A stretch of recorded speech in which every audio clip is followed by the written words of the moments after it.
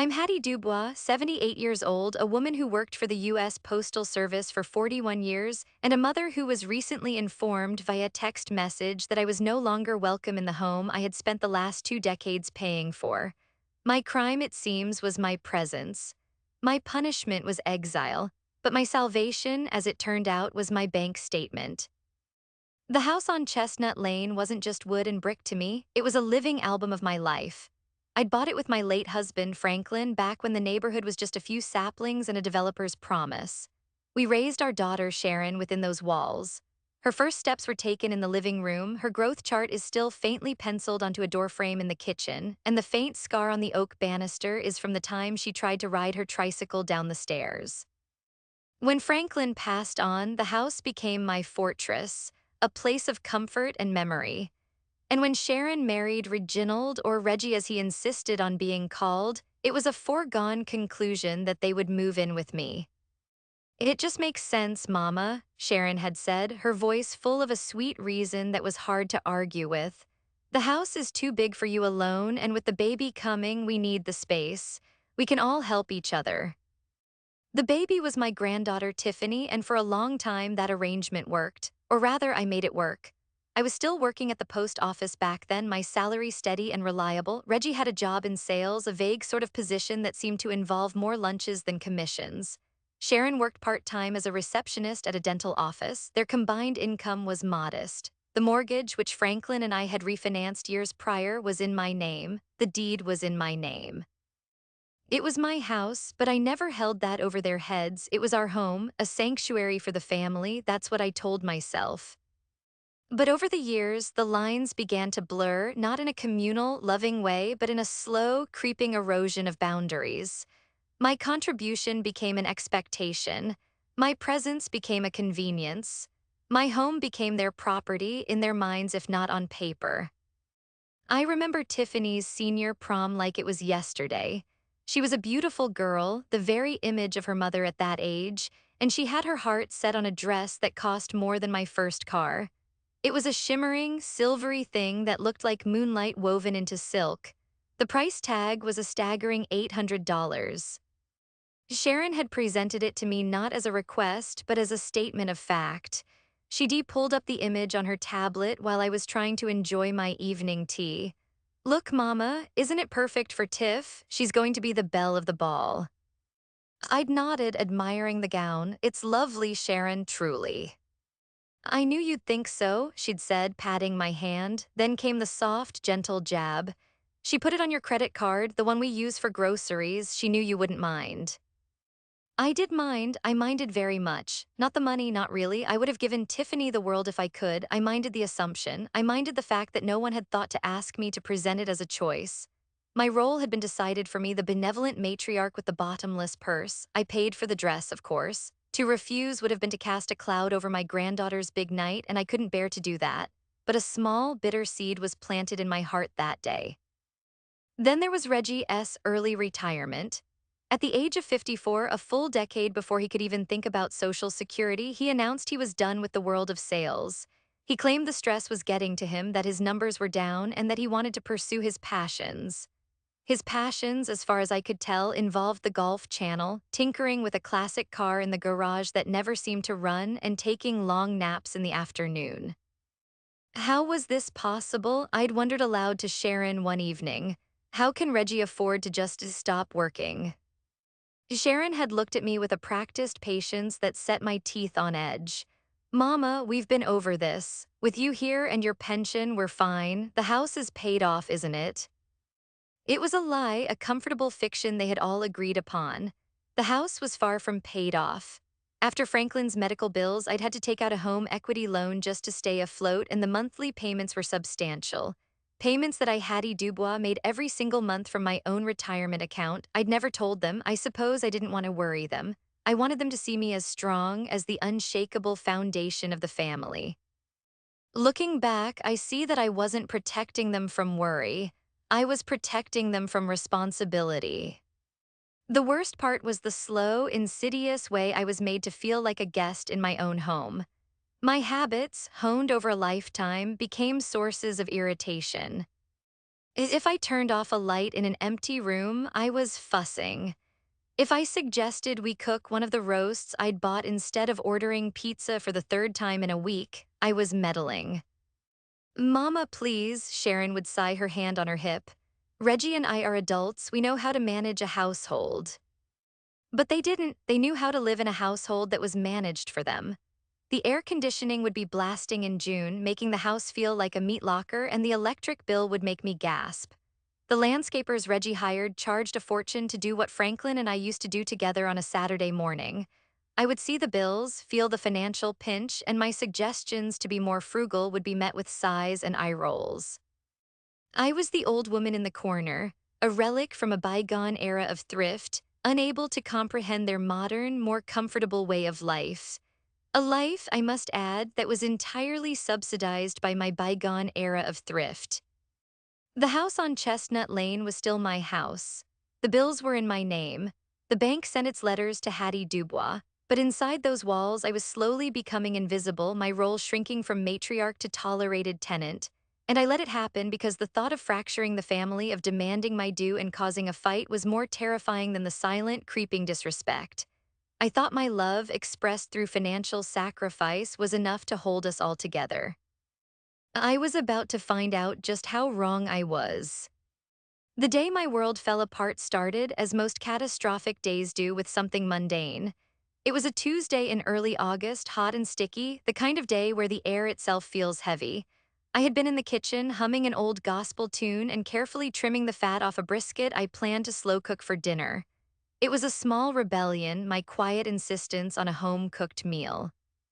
Reggie had wandered in, scratching his belly and yawning, even though it was nearly noon. He opened the refrigerator, stared into its well-stocked interior for a full minute, and then let out a theatrical sigh. "Nothing to eat," he declared to the room. "I'm making a brisket for dinner, Reggie," I said, trying to keep my tone light. "And I bought that nice honey-roasted turkey for sandwiches yesterday. It's right there on the second shelf." He glanced at the package of deli meat as if it were a lab specimen. "I was thinking of that new barbecue place, the one with the ribs." "We have a whole brisket right here," I said, holding up the beautiful piece of meat. "It'll be much better and a whole lot cheaper." That was my mistake, the word cheaper. It was a trigger word in that house. It implied lack, it implied discipline, it implied that the river of money they all seemed to think flowed from my bank account might one day run dry. Sharon must have overheard from the living room because she appeared in the doorway, her phone in her hand, a frown already etched on her face.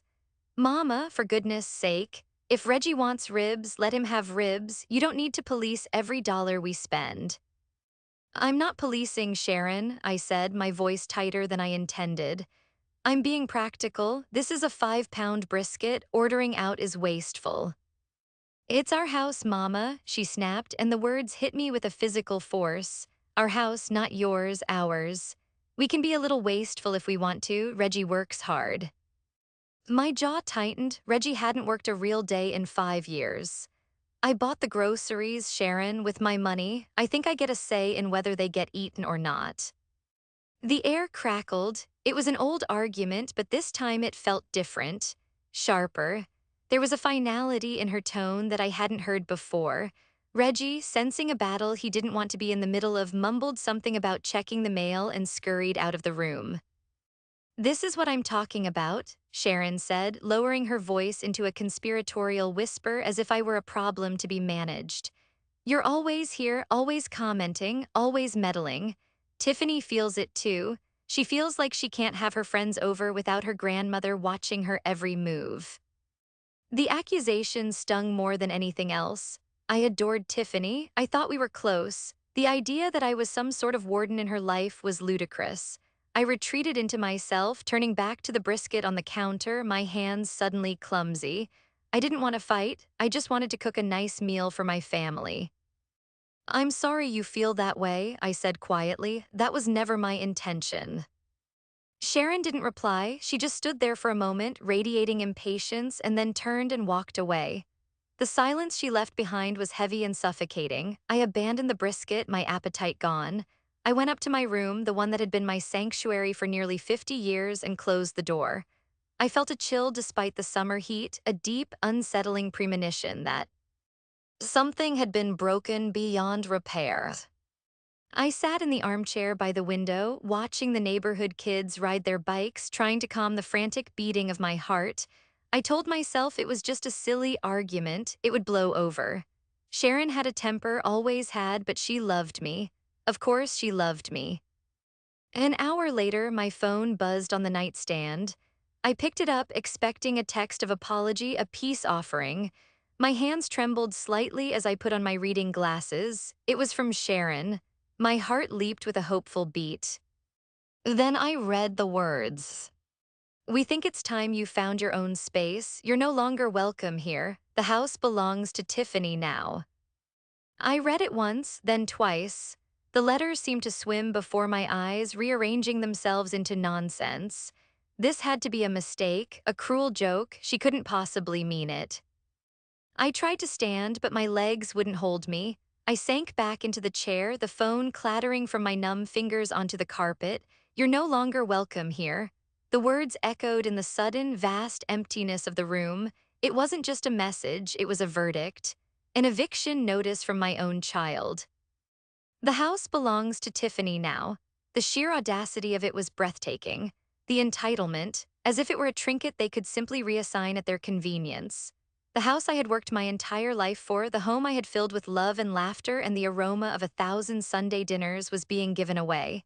And I, the one who held the deed, the one who paid the bills, was being discarded like an old piece of furniture that no longer fit their decor. The shock gave way to a pain so sharp and so deep it felt like a physical wound. It was a clean cut straight through the heart. I sat there for hours, motionless, as the afternoon sun slanted across the floor, tracing the passing of time in a world that no longer had a place for me in it. The house was silent. No one came to check on me. No one knocked on my door. They were downstairs, my daughter and her husband, probably ordering their ribs, moving on with their lives in the house they had just stolen, while upstairs, the woman who gave them everything was quietly shattering into a million pieces. There's a unique kind of silence that follows a betrayal. It's not peaceful. It's the sound of a vacuum, of a world that has suddenly had all the air sucked out of it. As dusk settled outside my window, painting the sky in shades of bruised purple and orange, that silence in the house on Chestnut Lane was deafening. I could hear the faint murmur of the television downstairs, the occasional burst of canned laughter from some sitcom. They were living their lives. My life, the one I had so carefully constructed, was over. With a slowness that felt ancient, I pushed myself up from the armchair. My limbs were stiff, my joints aching with a sorrow that was more physical than emotional. I moved with the deliberate, careful steps of someone navigating a minefield. My room, suddenly felt alien. The photographs on my dresser, Franklin in his army uniform, Sharon on her graduation day, a chubby-cheeked Tiffany at her first birthday, seemed to mock me. They were relics of a life I'd been tricked into believing was real. I knew I couldn't stay, not another minute. The text message wasn't an invitation to a discussion, it was a command. "You're no longer welcome here." How do you share a roof with people who have told you that? How do you breathe the same air? I pulled a small suitcase from the top of the closet, the one I used for church conventions. My hands were shaking so badly I could barely work the zipper. What do you pack for a life you didn't plan for? I took my Bible from the nightstand, my medication, a few changes of clothes chosen at random, the framed photo of Franklin. I couldn't bear to leave him behind. As I moved about the room, a strange calm began to settle over me. It was the calm of the survivor, the detached focus that comes when you know you are in mortal danger. My heart had been broken, but my spirit, the part of me that had weathered 41 years of delivering mail through rain, sleet, and snow, was beginning to stir. I zipped the suitcase. It was pathetically light, a life condensed into a 22-inch carry-on. I took one last look around the room, at the floral wallpaper I'd picked out in 1985, at the worn patch on the carpet where I knelt to say my prayers every night. I closed the door softly behind me without a sound. Walking down the hallway was the hardest part. Every creak of the floorboards felt like a scream. I passed Tiffany's room. The door was closed, but I could hear her music, some thumping, bass-heavy thing that vibrated through the floor. She was in there, oblivious, or perhaps not. Perhaps she was a part of it. The house belongs to Tiffany now. The thought sent another wave of nausea through me. I crept down the stairs, my hand gripping the oak bonnies. Turf Franklin and I had installed ourselves. I could see them in the living room, bathed in the flickering blue light of the TV. Sharon was scrolling on her phone. Reggie was asleep in the recliner, his mouth slightly agape. They didn't look up. They didn't hear me. I was a ghost in my own home, already faded from their reality. I didn't go out the front door. I couldn't. It felt too final, too theatrical. I slipped through the kitchen and out the side door into the garage the same way I did every morning to get the newspaper. My sensible sedan was parked next to the gleaming, monstrously large SUV that I had co-signed for Tiffany as a college graduation gift. The monthly payments were astronomical, another bill that landed squarely on my plate, another gift that had morphed into an obligation. I got into my car and closed the door. The familiar scent of old paper and peppermint filled my nostrils. I sat there for a long moment, the garage door opener in my hand. I watched them through the small window of the kitchen door, a perfect little family tableau, a family with a neat, 78-year-old problem that they had just solved. With a final, shuddering breath, I pressed the button. The garage door rumbled open, a sound that felt like a proclamation. I put the car in reverse and backed out of the driveway, out of the life I had known, and into the dark, uncertain night. I didn't look back. If I had, I think the grief would have swallowed me whole.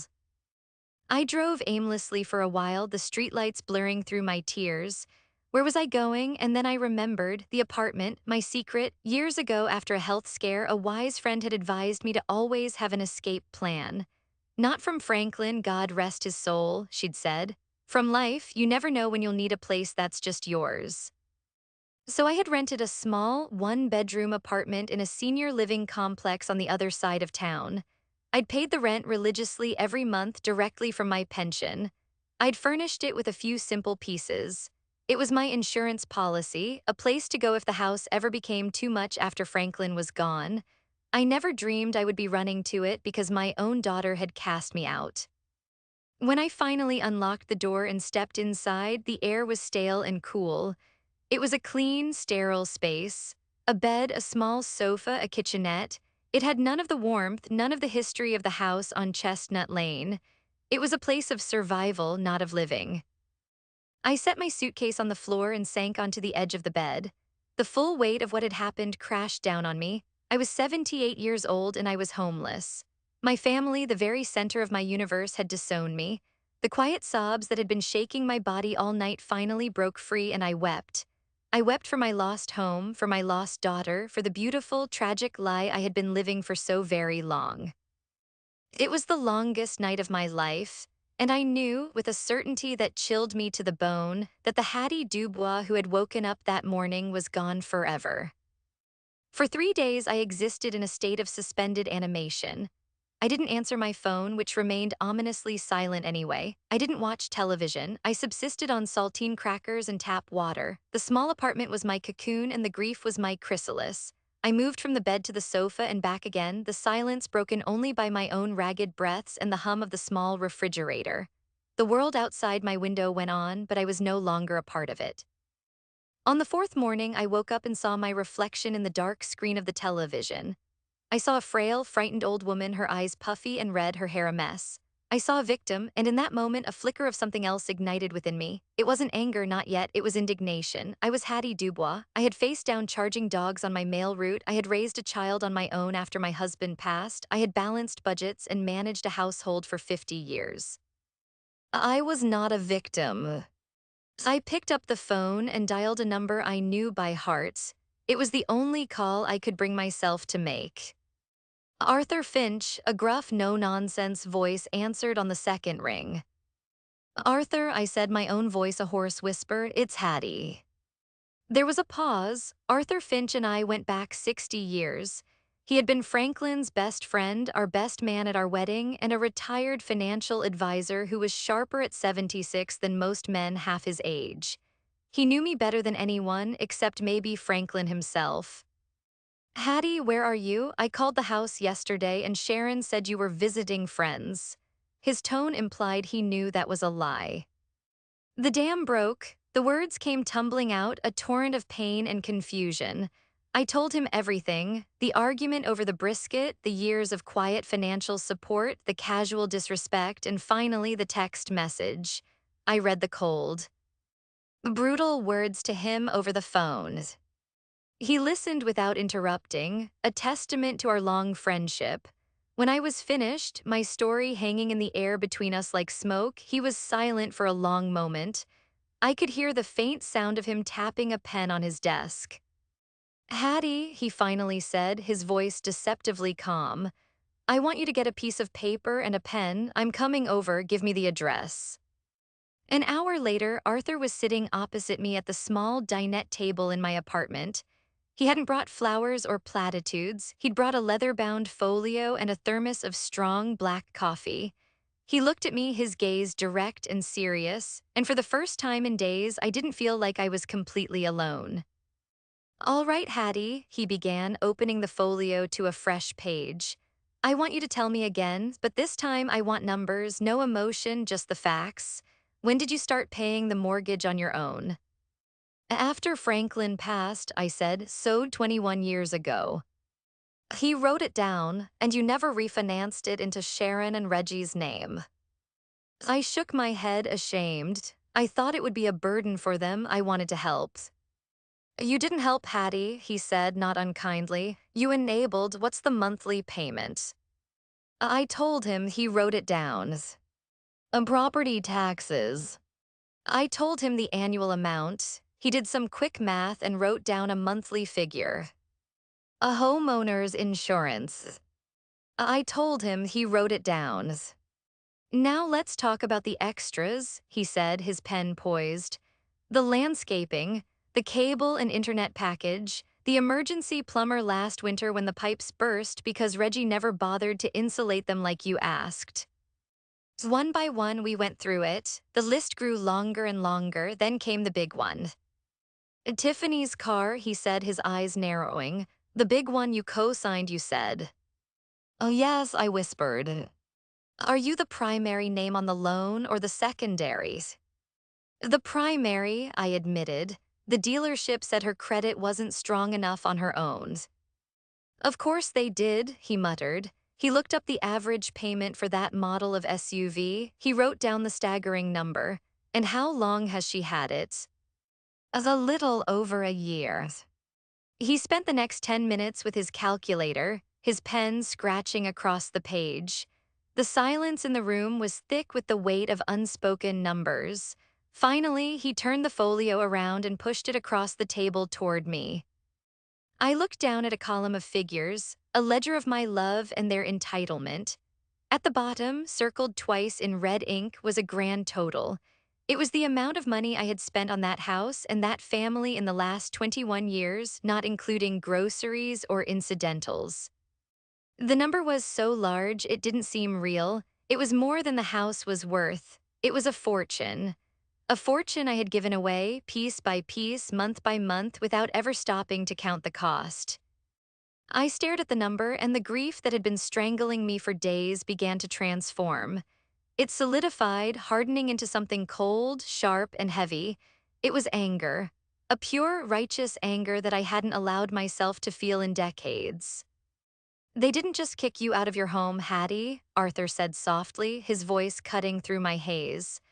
"They stole from you, for years. They treated you like a living ATM, and the moment the machine started to have an opinion, they threw it out on the curb." He reached across the table and placed his hand over mine. His was warm and steady. "You are a good woman, Hattie Dubois, a generous woman, but your generosity has been mistaken for a weakness. Your love has been taken for granted. The question is," he said, tapping the circled number with his finger, "what are you going to do about it?" I looked from the number on the page to my friend's determined face, and in that sterile, anonymous apartment, a plan began to form.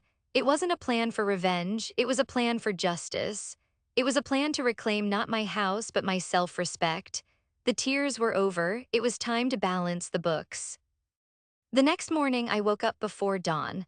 For the first time in days, I didn't wake up with a feeling of dread, but with a sense of purpose. It was a cold, clear purpose that settled deep in my bones. I put on my best dress, a simple navy blue sheath I usually saved for church, and did my hair. I looked at myself in the mirror. The frightened old woman was gone. In her place was Hattie Dubois, postal worker, retiree, and a woman who was about to cancel some automatic payments. I drove to the main branch of my bank downtown, the one with the tall marble columns and the serious-looking tellers. I walked in not as a victim seeking pity, but as a client with business to conduct. I asked to see the branch manager, a woman named Ms. Albright whom I'd met with a few times over the years to manage my retirement accounts. She greeted me with a warm, professional smile. "Mrs. Dew. Boys, it's good to see you. How can I help you today?" "Ms. Albright," I said, my voice steady and clear, "I need to review and cancel several of my automatic bill payments." We sat down in her glass-walled office. She pulled up my account on her screen, her eyebrows raising slightly at the long list of monthly debits. "Certainly. Which ones would you like to address?" This was the moment, the point of no return. I took a deep breath. "All of them," I said. Her fingers paused over the keyboard. "All of them, Mrs. Dubois." "Every single one that is tied to the property at 124 Chestnut Lane," I clarified. "Let's start with the largest one, the mortgage." I gave her the account number for the home equity loan. She found it, her expression unreadable. "All right, the monthly payment to First National lenders. You wish to cancel this automatic withdrawal." "Immediately," I said. Click, the first shackle fell away. "Next," I continued, feeling a strange lightness in my chest, "the escrow account for the property taxes." She found the recurring payment to the county tax assessor's office. "Cancel it." Yes, please." Click, another chain broke. We went down the list that Arthur and I had compiled: the homeowner's insurance, the premium cable and internet bundle, the high-end security system Sharon had insisted on after watching a crime documentary. Click, click, click. With every cancellation, I felt like I was reclaiming a piece of my own life, taking back a stone from the mountain of obligation I had been carrying for so long. Finally, we came to the last one, the big ones. "The auto loan," I said, "for the 2024 Lincoln Navigator." Ms. Albright's professional demeanor flickered for a second. She looked at me over the top of her glasses. "That's a very significant payment, Mrs. Dubois." "I'm aware," I said. "The loan is in my name as the primary borrower. I wish to cease all payments immediately." She hesitated. "Mrs. Dubois, as the primary on the loan, if payments cease, the lender will hold you responsible. It could seriously impact your credit." "I am 78 years old, Ms. Albright," I replied, a small, wry smile touching my lips for the first time in what felt like a lifetime. "I think my credit score will survive. Please cancel the payment." She looked at me for a long moment, and I saw a flicker of understanding, of female solidarity in her eyes. She nodded. A click. It was done. I had undone 20 years of financial entanglement in less than 20 minutes. I stood up, feeling taller than I had in years. "Is there anything else I can help you with today, Mrs. Dubois?" Ms. Albright asked, also standing. "No, thank you," I said, extending my hand. "You've helped me more than you know." As I walked out of the bank and into the bright morning sunshine, I felt a dizzying mix of terror and elation. I had set a tidal wave in motion. I had no idea when or how it would hit the shore of Chestnut Lane, but I knew it was coming. I spent the rest of the day in a state of nervous energy. I went to the grocery store and bought food for my new, small kitchen, real food. I cooked myself a proper meal for the first time in my new apartment. As I ate, I waited for the phone to ring.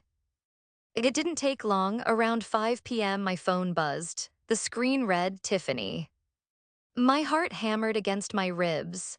I let it ring 3 times before answering, taking a deep breath to steady my voice. "Hello, Tiffany," I said, my tone even and calm. "Grandma," her voice was thin and laced with confusion. "Hey, weird question. I was just trying to pay for my gas and my debit card was declined." This was an unexpected but not unwelcome consequence. The debit card was from a joint checking account I had set up for her, into which I deposited a generous allowance each month. I had closed that account too. Oh dear, I said, I'm sorry to hear that. Yeah, it was super embarrassing. And then I got an alert on my phone, an email from the auto loan company. It said my payment is overdue. Is something wrong with your account? Did you forget to pay it? The casual assumption that it was my responsibility, my mistake, was all the confirmation I needed that I had done the right thing. No, Tiffany, I said, my voice as smooth as glass. Nothing is wrong with my account and I didn't forget. There was a long pause on the other end of the line.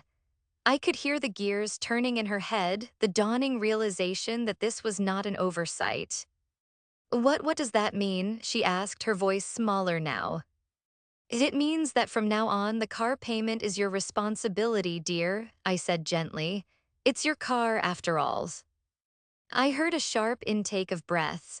Before she could launch into the protest I knew was coming, I delivered the final, quiet blow. I have to go now, Tiffany. My dinner is getting cold. And I hung up the phone. The first wave had made landfalls. The quiet that followed my call with Tiffany was the calm before the storm. I knew the information would travel from granddaughter to mother with the speed of gossip, and I braced myself for the inevitable explosion.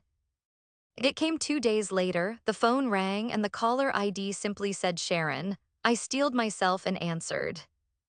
What did you do? She shrieked without so much as a hello. Her voice was shrill, panicked.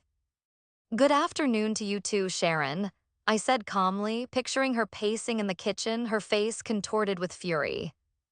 Don't you good afternoon me, Mama. We got a letter from the bank. A letter? It says the mortgage is in arrears and we are in pre-foreclosure. Pre-foreclosure, do you know what that means? I have a general idea, I said, examining my fingernails. It usually means the mortgage hasn't been paid. Of course it hasn't been paid. You always pay it. You stopped paying it without telling us. How could you be so irresponsible? You're going to make us lose our home. The irony was so thick I could have choked on it. Our home, a home she had declared was no longer mine, a home she had so generously gifted to her daughter. Sharon, I said, my voice dropping to a low, serious tone that always used to make her stop and listen when she was a child. Let us be very clear. The last time we spoke, you informed me via text message that I was no longer welcome in that house. You said, and I quote, the house belongs to Tiffany now. I took you at your word. If the house belongs to Tiffany or to you and Reggie, then so does the mortgage. It's your house, so it's your responsibility. So my name may be on the loan, but my heart is no longer in it. There was a stunned silence on her end. I had never spoken to her like this before. The compliant, accommodating mother she had known her whole life was gone. But you can't just do that, she finally sputtered. We don't have that kind of money, you know that, you're supposed to take care of us. No, Sharon, I corrected her gently. I was supposed to raise you to be a responsible, self-sufficient adult. It seems I failed in that regard, but it's never too late to learn. You and Reggie will have to figure it out. Figure it out, they're going to take our house. Then I suggest you start looking for the checkbook, I said, and before she could scream another word, I ended the call. I half expected them to show up at my door that evening, but they didn't. I suspect they were in a state of shock, unable to process this new reality. They likely believed it was a bluff, a tactic to scare them. They thought I would cave. They didn't know the Hattie Dubois they were dealing with anymore. The next domino fell a week later. It was a Saturday afternoon. My phone rang again. It was Tiffany, and from the sound of it, she was hysterical.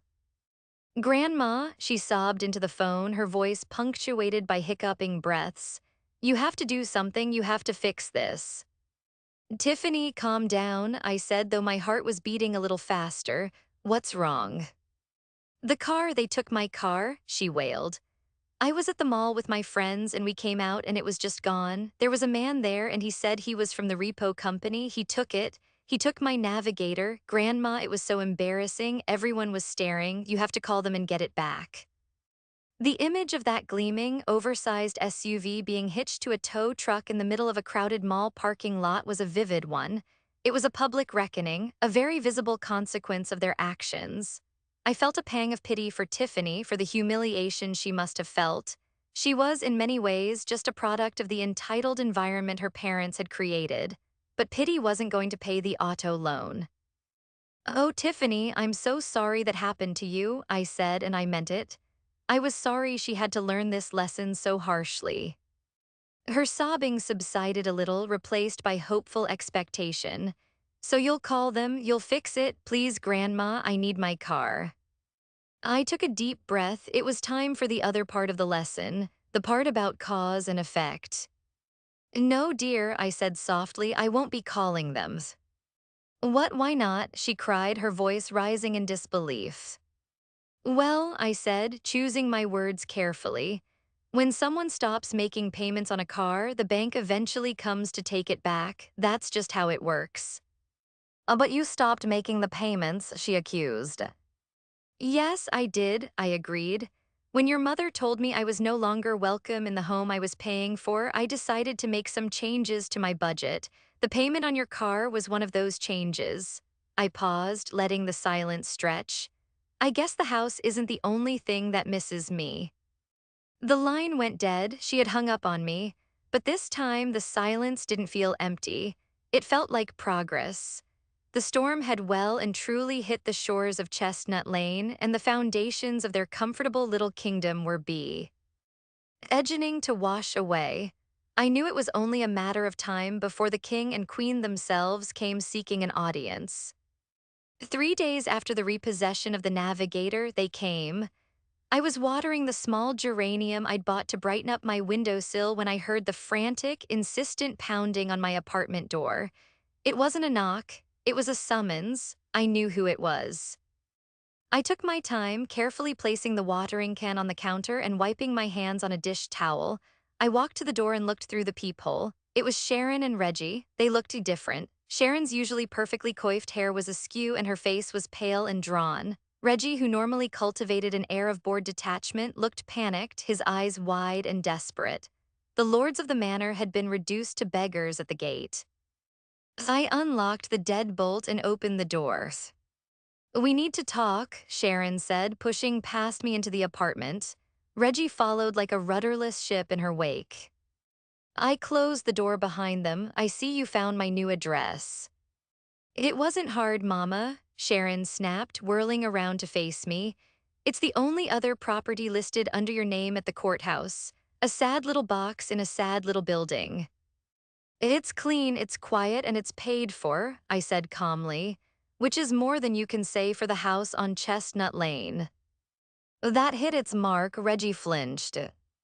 "This has gone on long enough," Sharon continued, her voice trembling with a mixture of rage and fear. "This insane little power trip of yours, you've made your point, now you need to fix it. They served us with foreclosure papers this morning, real ones. They're going to auction the house in 30 days if the full balance isn't paid." "And they took Tiffany's car," Reggie chimed in, finding his voice. "She hasn't stopped crying for 2 days. How could you do that to your own granddaughter, Hattie?" I looked at him, this man who had lived off my labor and generosity for 20 years, and felt nothing but a profound emptiness. "I didn't do anything to Tiffany, Reggie. The bank did. A bank that, like me, doesn't appreciate being taken for granted." I gestured to the small sofa. "Please sit. There's no need to conduct this conversation standing in my doorway." They sat perched on the edge of the cushions like nervous birds. I remained standing. In this small room, I was the one in control. "I'm not going to fix this, Sharon," I said, my voice quiet but firm. "There is nothing to fix." "Nothing to fix," she shrieked. "We're about to lose everything, our home, our lifestyle, everything." "Your lifestyle," I repeated, letting the word hang in the air. "The lifestyle I funded. The lifestyle you felt so entitled to that you thought you could discard the person paying for it like a piece of trash. Did you really think there would be no consequences?" "It was just a text, Mama," she cried, her eyes welling up with tears of self-pity. "I was angry, I didn't mean it." You meant it enough to let me pack a bag and walk out of that house without saying a single word to my face, I countered, my voice like ice.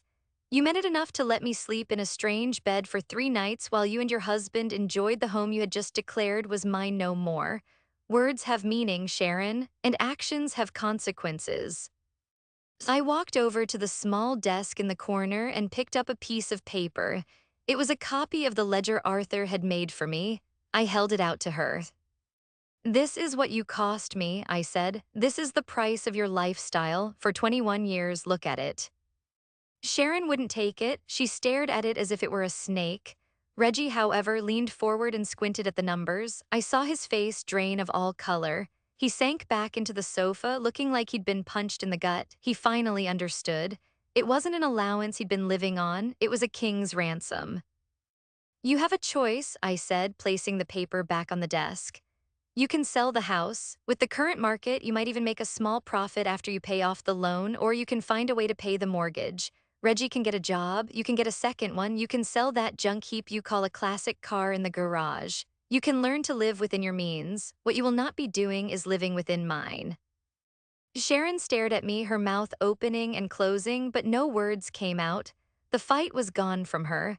She was finally seeing the truth, not as an accusation, but as an unchangeable fact. She had taken a swing at the foundation of her entire life, and she had crumbled it to dust. Please, Mama, she finally whispered, the word a desperate plea. Don't do this to us. I looked at my daughter, the baby I had raised, the woman she had become, and my heart ached.